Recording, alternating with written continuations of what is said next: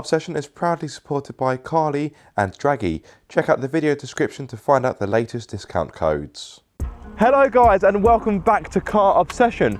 Some of you may remember that around this time last year I drove the Supra, and this car, the BMW Z4, is of course the car's cousin. So I've got this for around 20 minutes, so let's jump in and go for a quick drive. Now before I get going, I have an admission. Between Chris and I, we somehow forgot to turn on the camera facing me, but thankfully Chris did get some shots on my G7X. Two-seater roadster. This feels very familiar to me, although my Mark 1 MX-5 is nowhere near as lavish as this. What a nice place to be. Right, anyway, I haven't got a lot of time. Let's put it in sport. Now under the bonnet we have a 3 litre straight 6 producing 340 horsepower with 500 Newton meters of torque. That power is fed to the rear wheels via an 8-speed ZF gearbox. 0 to 62 is done in, believe it or not, 4.5 seconds. Right, okie dokie. Now, I only drove the Supra for a few moments, much like this car, and I found the Supra to be a little bit underwhelming, but already this is exciting. I don't know if it's because, of course, we've got the roof down, it adds to the drama, the experience, but this feels pretty special. Right, turn it in. Cool, very good grip, very good grip through there. Whoa.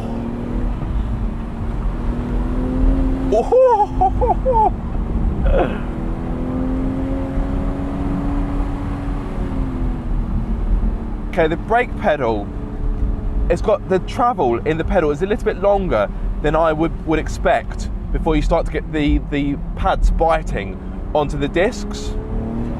Oh.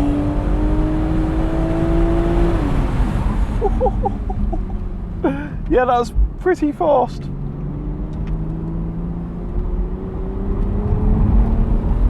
Oh, the grip is very impressive. I was kind of taking liberties through there, but the car kept itself in check. Although the seatbelt is trying to decapitate me. Just stop it, seatbelt.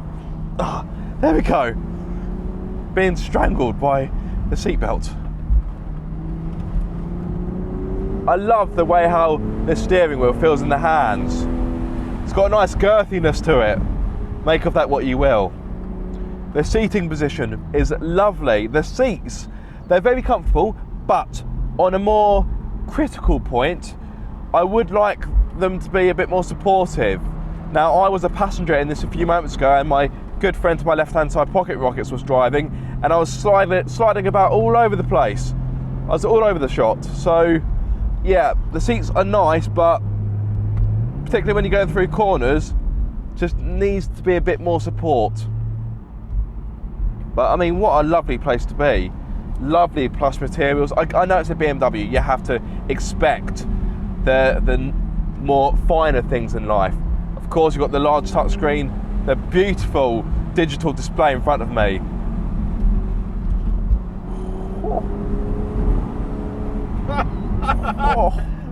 Bloody hell. You right there, Chris? Yeah. It grips like anything. It does. It's surprising.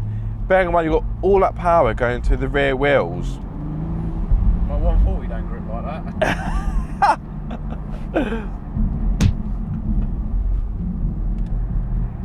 And the steering feels purposeful. I really do like it. And yes, the steering wheel feels nice in the hands. A lovely premium product. Now, this is by no means a full-blown review. These are my first impressions.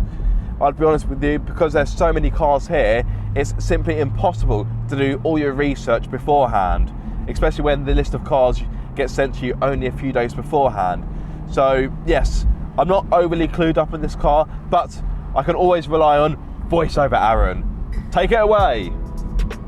Around 9 months ago, the BMW Z4 was treated to an LCI update. LCI stands for Life Cycle Impulse and is basically BMW's way of saying facelift.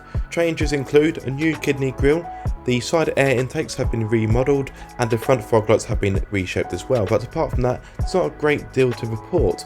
The trim levels have been tweaked though, meaning that it's either the 2 litre M Sport or the straight 6 M40i which is featured in this video. Prices for the M Sport start at £44,490 and for the M40i they start at £56,475.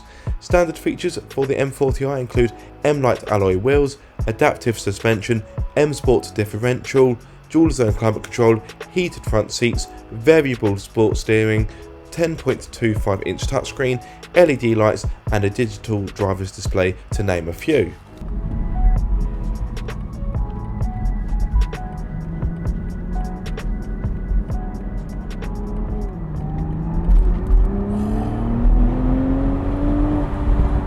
Now some may moan and say, well, it's a ZF, it's a torque converter, it's not a dual clutch unit, but it works very well in this car. It's seamless, it's smooth. I would argue it's quick enough for the application. Of course, you can knock it over into manual mode and take control yourself.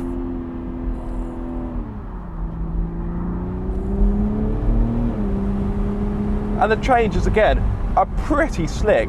No real complaints from yours truly.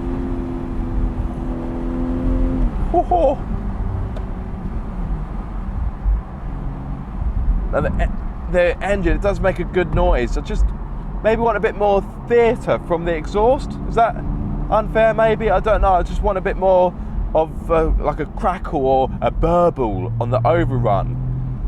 I'm not going to say it sounds awful because that would be stupid.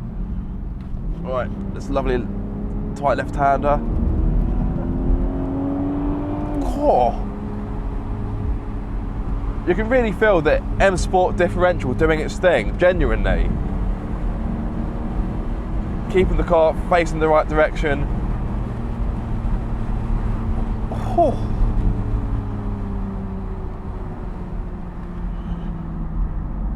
Very good bit of kit. But as you can imagine, quite thirsty. He had not much petrol left, so yeah. Oh. Now I love a manual gearbox, and I thought I'd be pining for a manual more than I am. In fact, I'm quite happy with this ZF gearbox. I would argue it suits the character of this car pretty well.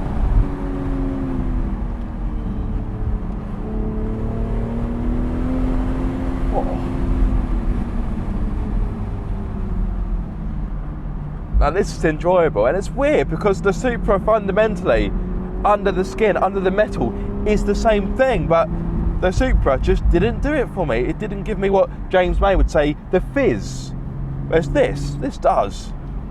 This is exciting, whereas I just didn't find the Supra to be that.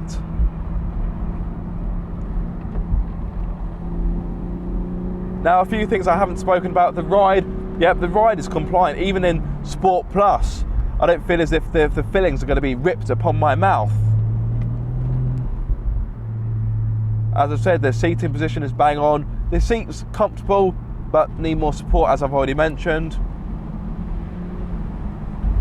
And this thing is very, very capable. And what about the colour of this car, by the way?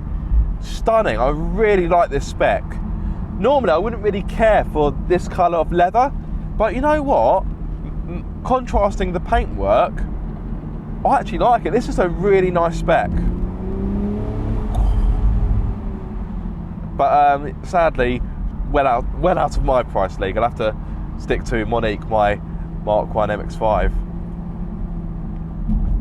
Not quite got as much power as this, but the turbo does certainly make a difference in my Mark 1.